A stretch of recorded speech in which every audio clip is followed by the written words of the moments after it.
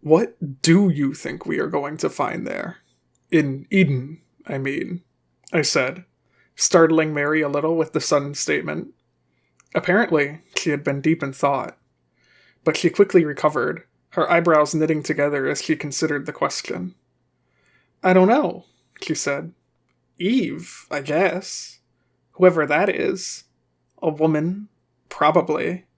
I think that's a feminine name, though I have never heard of anyone who went by it before. A woman with a strange name that drove a doctor to suicide and may have something to do with the giant meat monsters that are emerging from nowhere and slaughtering people. Oh, and of course there is a strong possibility of others, because if that memo we found was anything to go off of, she seems to be the head of a large, cult-like operation. And all of her followers, or lackeys, or whatever you want to call them, will probably be none too pleased with the two of us simply rolling into town with a beat-up old car and a lot of questions. And of course, there might simply be another massive, terrible beast made of what seems to be human body parts that is only interested in devouring everything that draws near. Did I miss anything? She said, looking at me. There was a long pause before I spoke. The ocean, too. Don't forget, it's a beach town. I added seriously, causing Mary to punch me lightly on the shoulder. Really, Joe? She said with mock exasperation, and I couldn't help but chuckle. You're right, I'm sorry. I just thought we could use a little levity. The smile slowly faded from my face. But really, if this place is as dangerous as it seems like it's going to be, then we should try to prepare. Take stock of what we have and what we know. Mary nodded at that. She was never one to be caught unprepared, and she latched onto this idea instantly. Perhaps even a little too fast. I didn't want to go guessing, but I had the distinct feeling she was looking to distract herself from her own thoughts. Alright, yeah, sure, good idea. Gives us something to do, too. Alright, okay, let's start with the physical. We have us, two people that are fairly experienced in dangerous situations. We have a car, which, while it can be a little unreliable, has so far stayed true through thick and thin. We have the 7th shot, and how many boxes of ammo? Mary asked, looking at me expectantly. I grimaced. Just one, unfortunately. But we... Oh, shit! I said suddenly, causing Mary to jump with the outburst. What? What is it? She demanded. We forgot to get your damn Glock! We never went back for it! We just immediately left the doctor's house and started heading to Eden! Mary's eyes grew wide, and then she groaned, leaning her head back against the seat as she looked up at the ceiling in frustration. She closed her eyes, not looking as she asked me the question. Do you think we should go back for it? I shook my head, despite knowing she couldn't see it. It didn't matter. She already knew the answer. No, we've already been traveling for hours. To turn around now, it almost feels like it would be inviting calamity. We knew from the moment we left that we were in a race against time. We can't afford to waste what little we have left. She nodded slowly. You're right, but I'm not happy about it. I made a hum of agreement at that. Trust me, neither am I. I would much rather my partner and backup be armed. She nodded, but continued her breakdown. She lived and died by the policy of no use crying over spilled milk, I suppose. At least, most of the time. So, we have one gun then, and a box of bullets. We have the briefcase, and all the papers within, however useful that may or may not be. A change of clothes, a suicide note from a doctor, and is that really it? I thought about it, but couldn't bring to mind anything she was forgetting. Mary's mouth twitched in annoyance. Not great. We don't even have on police vests or anything like that. If we encounter another one of those beasts there, or any sort of large group, or who knows what else, we essentially have nothing but your gun and our wits to keep us alive. And frankly, the guns never seem to do much against these creatures. I hummed in response. We managed to delay the thing in the hospital, remember? Like when I shot a hole in one of the arms, and you hit it with your briefcase to save the kid. She pursed her lips at that. Yes, I suppose you're right. But delay is all we did. We have yet to actually kill, or even stop, one of those things. I hate to say it, but I really feel like we are outmatched at every turn. She made a noise of frustration. 3 things. A gun, a box of bullets, and a briefcase. You wouldn't happen to have anything that could help us in the case, do you? I shook my head. Not unless you count a tube of antiseptic I carry around. Great! We can use it to kill any bacteria that makes it into the weeping wounds we are sure to get from one of those beasts. A moment of silence fell over the car as the realization of how bad the situation truly was set in, before Mary spoke again. What are those things, really? Every time we have the misfortune of running into one, it's different from the last. Different body parts in different places, yet with consistent through lines in all of them, like the tube in the back. But what's the purpose? I know that's what we're hoping to find out by going to this Eden, but I still can't help but think about it now. Perhaps they aren't anything new at all, but something old that has been twisted into something that looks new. Thinking about it now, and looking back, you know what comes to mind? It was something I saw in the street, and this had to be about a month ago, but I feel like it may be related to those things. Mary gave me a look of interest, which I took as a sign to continue. Well, you know there has been a pork ban in effect, right? Mary nodded. Sure, but I don't think anyone really cares about that much in this particular moment. Well, obviously. But see, the thing is, when that ban was first put out, it was because they said that pigs were getting some weird disease. I figured, fair enough, it happens. But then I saw something while I was walking down the street. It was a pig, just running around. I don't know how it got there. Maybe it fell out the back of a truck or escaped a slaughterhouse or something. But the main thing about it was that it looked just awful. I shuddered just thinking about its cold, dead eyes and shriveled, wet skin. It was foaming at the mouth, and had no sense to it at all, just running through the street, not even reacting in the slightest to cars missing it by inches.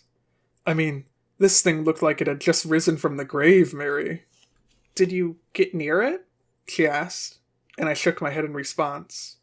No, I never got the chance. Before I could barely react to it, there was an animal control van screeching to a stop in front of it, and far too many men pouring out. They got it good all right, making damn sure not to touch it. But you know what I saw, Mary, as they were leading that poor thing into the van? I turned and looked at her here. I saw a third eye, right in the middle of its forehead, big and yellow and rolling every which way. Now doesn't that sound familiar? Mary narrowed her eyes. What? You think that pig you saw is connected in some way to these creatures that have been attacking us? I don't know for sure, but I wouldn't bet against it. Just seems like one hell of a coincidence is all I'm saying. And you think that these pigs, they were, what, the first things infected or taken over or changed or whatever? She shook her head. It sounds absurd, but then again, there have been some truly absurd things I have seen in these past few days. What's one more to the pile? I let out a heavy sigh. Hopefully, we will get some answers at this Eden. Or at least someone to yell at. She shook her head at that, the slightest of smiles passing over her lips. Then she yawned, and I knew the conversation would come to a close soon, for better or for worse. I had to fight down my own desire to yawn alongside her, as I knew there were still miles to go before I slept. I'm tired. I think I'm going to try and get some shut-eye. Will you be good to drive for now? Mary asked me, to which I gave a small nod. Yeah, go ahead and get whatever you can.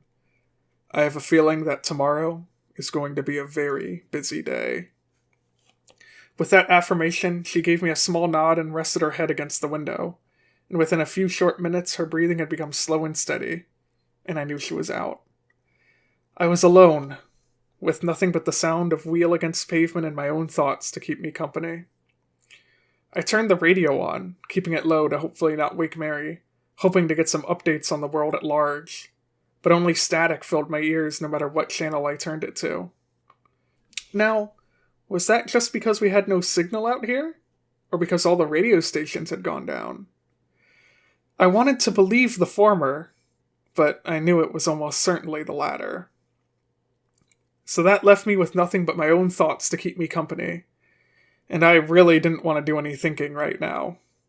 So I made the conscious choice to focus solely on the road, not thinking about the fact we had no idea what would be waiting for us in Eden, not thinking about the fact that every single station on the radio was out, not thinking about the creature that had to be at least 30 feet tall, eating a manhole in front of my very eyes. I didn't even think about the doctor who had committed suicide, who apparently felt so terrible about whatever it was that he did, that he decided to take the most permanent solution there was. I didn't think about any of that. No, I just concentrated on the road as night slowly, ever so slowly, turned to day. As the dark sky first grayed, then brightened into orange and red, then blue. I watched as the stars winked out one by one until only one remained, the one directly in front of me, still guiding me forward, towards Eden, until even that one was swallowed by the sun. That very celestial body started to beat down on the roof of the car, slowly increasing the heat until I was forced to turn the air conditioning on. This continued on for many more hours, until the sun was high in the sky, almost directly above our heads.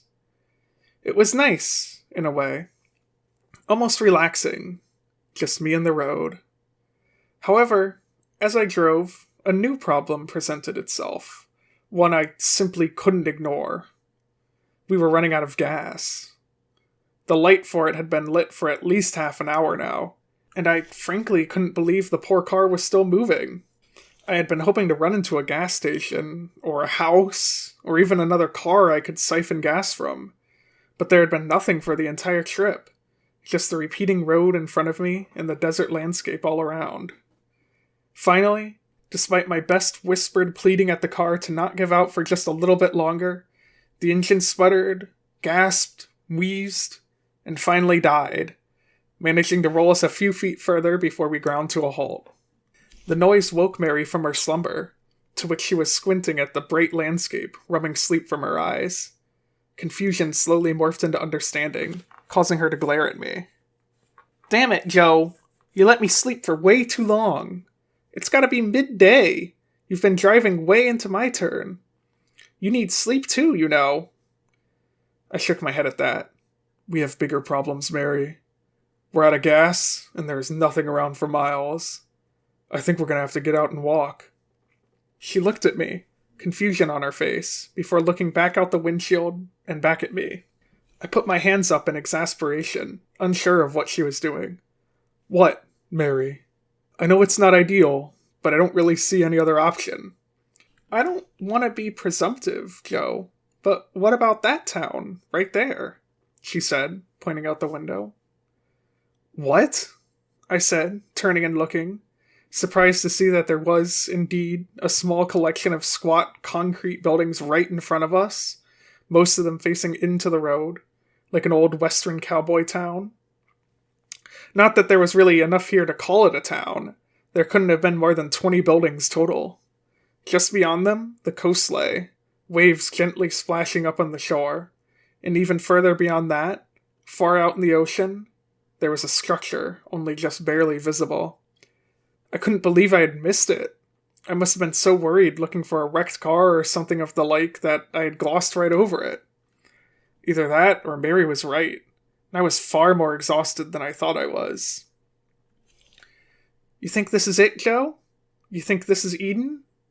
Mary asked me, and I simply pointed to a small sign almost directly across the road from where we had rolled to a stop, on which that very name was painted in worn-away green letters.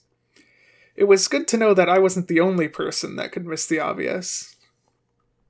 Looks like we made it after all. We both got up out of the car, stretching our legs after the long ride. Nobody came out to greet us. In fact, there was no signs of life in this place at all. It might as well have looked exactly like this for the past 100 years, untouched by human hands. The only sound was a distant one, the waves of the ocean lapping against the shore, and even that seemed strangely muted. As we walked slowly down the center of the street, my hand on my gun and Mary bringing up the rear, I looked back at my car, the old clunker that she was, and gave it a silent goodbye in my head. Something told me that no matter what happened here today, I would never see it again. There was that sort of finality in the air. Joe, come check this out, Mary said, shaking me out of my farewell. She gestured for me to join her at a window she had her hands cupped up against, which she was using to peer into against the glare of the sun. I went over and joined her in her snooping, becoming privy to an empty living room which looked as abandoned as the rest of the town. However, on closer inspection I noticed something strange, difficult to see through the dusty glass, but undeniably there. Thin red lines, almost like yarn or string, sprawled up from beneath the floorboards to cover the walls and ceiling, covering the whole room like a disturbed child's art project. As we watched, they pulsed slightly, the movement slowly, almost lazily, moving up from the bottom to the top. The more I looked, the more I realized there were, and I became aware that it was not red striped wallpaper that covered the room, like I had initially assumed, but thicker versions of the red objects that spread out and covered everything. Even the furniture, in all its moldy glory, had the tubes wrapped around it, seemingly rooted into its very fabric. What the fuck? I whispered softly, having trouble understanding what I was really seeing here. This was nothing like the beasts we had seen before. Those had always seemed like independent creatures, operating of their own free will and instincts, if they even had such things. But this seemed more like an infection than a creature, taking over the very structure it had literally sunken into. I glanced over at Mary, who gave me a look that told me she was as unnerved as I was. She turned to gaze in the opposite direction, and I noticed the door to the residency shut firmly closed. Another exchange of looks with Mary, and she nodded silently, walking over to try the doorknob, with nothing but the crunch of dust underneath her shoes and the sounds of the ocean in the distance to fill the silence. I realized suddenly that there was more than just the sound of the ocean. The smell of its salt was sharp here, almost overpowering, and I felt the most intense sense of déjà vu I had ever experienced. I watched as Mary reached for the doorknob in what seemed to be slow motion, wanting to scream at her to stop, that we had made a mistake and that she should not, could not, open that door, but finding myself unable to muster the words from my mouth. I could only watch in silent horror as she touched it, and, with a swift turn of the wrist, found it to be locked. I released a breath I hadn't realized I had been holding, leaning against the building for support. Mary turned to me and shrugged, and all I could do in response was nod. She gestured for us to head to the next house, and I followed, trying to pull myself back together. She waited for me to catch up, and together we peered in, not knowing what we were going to see, terrified of what it might be, but knowing we had to look anyway. It was a kitchen this time, with nice tiles, a built-in sink, and even a gas range with a lovely-looking hood over it. There was a doorway leading out of the room deeper into the house directly across from us, and resting next to it was a bag-looking item. Unfortunately, all of the anemones were overshadowed by more of the strange red tube things, which covered the appliances, walls, and even the window we gazed through to see the strange sight. The bag in the corner had it worst of all, with it being covered top to bottom in the strange tubes, so much so that it was impossible to discern its original colors. I shook my head, trying to think of an explanation for what this could possibly be, and coming up short. It almost seemed like a mold or fungus, but like none I had never seen nor heard about before. Beyond that, I found it difficult to believe that any sort of mold could survive in this oppressive desert heat, but I was no mycologist. Suddenly, I heard Mary take a deep, shuddering breath, and she tapped me on the shoulder, pointing at something in the corner of the kitchen. Peering closer, I saw that the thing I had initially assumed to be a bag or duffel left on the ground was slowly squirming back and forth, back and forth. We just stared at it for a long minute. I wasn't sure if we were waiting to see what it would do, or what would happen, or even if we were waiting at all, and just processing it. We just stared at it as it slowly squirmed in place, back and forth, back and forth. It was almost hypnotic. Finally, I broke the silence, my voice coming out hoarse and raspy as I asked, "Do you think we should go in there and cut it open, or?" I ended with uncertainty, not sure of how to proceed. Mary just shook her head, uncertainty etched in her face. This wasn't the adrenaline high that the other beasts had been. This was something quiet and terrible and so very, very slow moving. I finally managed to pull my face away from the window and look around the street, half expecting to see one of the beasts rushing at us, jaws dripping with saliva and hands grasping, but it remained as silent and undisturbed as before. That is, until I heard something. It was almost imperceptible at first, so quiet it was beneath the soft wind and the distant ocean waves, but it was unmistakable. Someone, or something, was eating something crunchy. I turned back to Mary, who still had her eyes pressed up against the window, enraptured by this strange, softly squirming lump. I tapped her on the shoulder, and she nearly jumped out of her skin. "What?" she hissed, and I put my finger to my lips, indicating for her to remain quiet as I simultaneously tapped my ear, letting her know to listen. I didn't know what was making that noise, but I knew it was a bad idea to go advertising our position to whatever it was with our chatter. Mary nodded, understanding my signal, and we both stood there for a long moment in silence. At least 30 seconds had to pass before we heard it again, just long enough that I was beginning to think that I had imagined it. But there it was again, that soft crunching sound, and this time, with me concentrating on it, I could tell it came from across the street, on the other side of the buildings there. I gestured for Mary to follow me, and she once again nodded, getting behind me as I slowly grabbed the 7th shot from its holster, slowly walking across the street towards the sound. It was quiet once more, and we made it to the opposite side with little fanfare. I peered down the small alley that was formed from the two buildings, seeing a surprising sight. Green grass sprouted from the ground, at odds with the red and yellow sand that surrounded us on all sides. I gestured with my head to Mary to point it out, and all she could do was simply shrug. She was as lost at what was going on as I was. There was only one way forward that I can think of to get answers. Slowly we crept forward, the 7th shot's safety off and finger resting next to the trigger. I didn't know what we would find here, but I wanted to be as prepared as possible. After what seemed to be an eternity, my boots finally left the hard crunch of sand and entered the embrace of the soft grass, signaling the end of the alley and the beginning of the strange grassy area.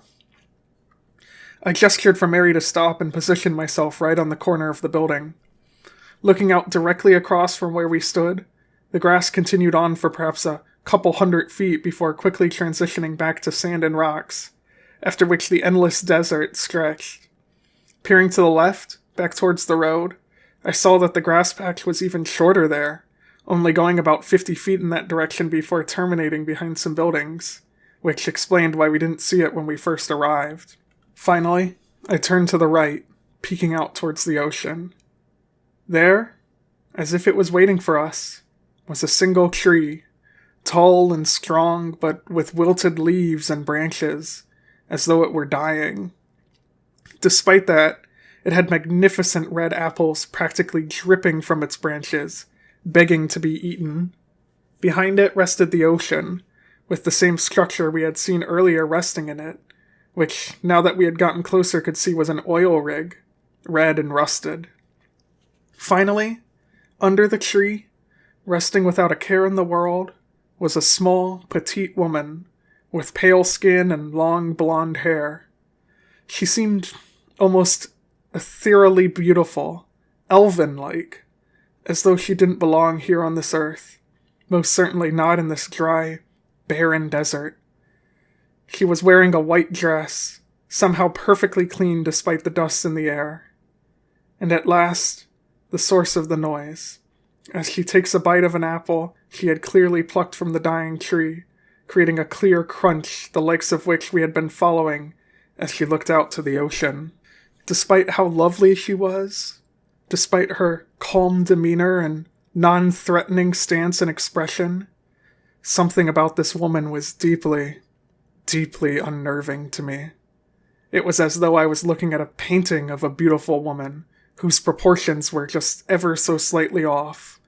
Not enough to be aware of them, but just enough that the subconscious mind picked up on it. It was, in a way, scarier than any beast we had encountered. I glanced back at Mary for reassurance and found her staring intently at the scene from around my shoulders. I made a motion to the woman, asking if she thinks it's a good idea to make our presence known despite my misgivings. If we are going to do anything, we're going to do it together. We have come too far to start making decisions without consulting one another by now. She took a long moment to think about it, staring at this strange woman and the strange tree and the off feeling the entire scene produced. And in that moment, I wished I had the ability to read her mind, to know what was going through her head without having to communicate out loud. But finally, she slowly nodded, and despite my worries, I agreed with her. This was the way forward. I took a deep breath, held it, and stepped out of the alleyway into the odd clearing, making my presence known, Mary following shortly behind me. We stood side by side, looking at the white-dressed woman in the broad light of day, and it took her a moment to recognize our presence, enamored with the ocean that she was. When she finally did, she turned, looking at us with blue eyes that seemed to sparkle like light reflecting off of a still, murky pool. There was no surprise on her face. Indeed, she seemed almost pleased to see us. When she opened her mouth, it was with perfect, straight white teeth and a voice that was both reassuring and terrifying at the same time that she asked a question I never would have anticipated. Oh, visitors. How unexpected. I assume you brought gifts.